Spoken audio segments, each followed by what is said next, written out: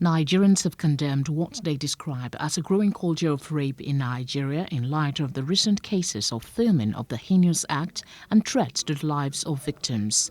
Some of them who spoke to Plus TV Africa at the University of Lagos urged victims to speak up to break the cycle of threats.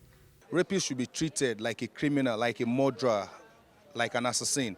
If we've treated every case of rape as in a rapist in that way, the level of rape cases we'll have in this society will be totally reduced. India has like the highest cases of rape, and look at the way they dress, they cover their hair, their body and everything, and they still get raped. So even if I wear a short skirt, a short trouser or something, it doesn't mean that I should get raped. Once they get exposed, they are powerless.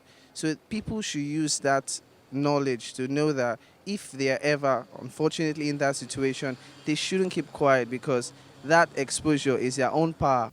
There are those, however, who advised women to dress decently to avoid becoming victims. Most of all these factors that contribute to this gang raping has to do with the way the ladies actually dressed. You can't just attribute being raped because of the way they dress, and that's the issue of this country. Because everyone has already, we've turned rape case to it is the ladies' fault. It is the ladies' fault. That's why most ladies find it hard to actually come out and say that they've been raped. Because you know when they say it is your fault, or the next they will ask, what were you wearing?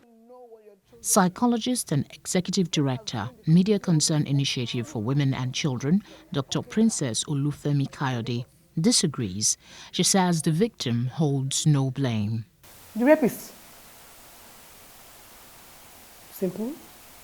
There is no, even if she's drunk, even if she was wearing whatever you call improper dressing. Now, who determines what is improper?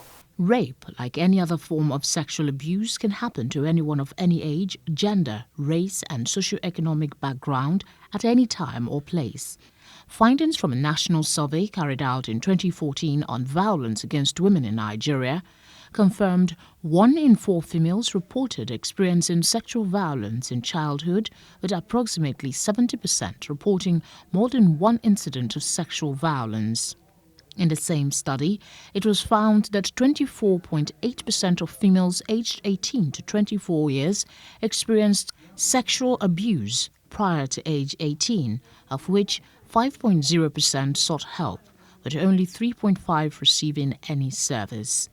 Is it enough for victims to speak up?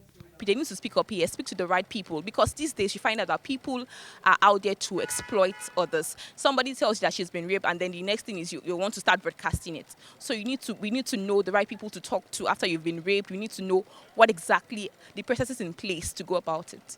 Hard as it is actually report to the police and present herself to the nearest hospital.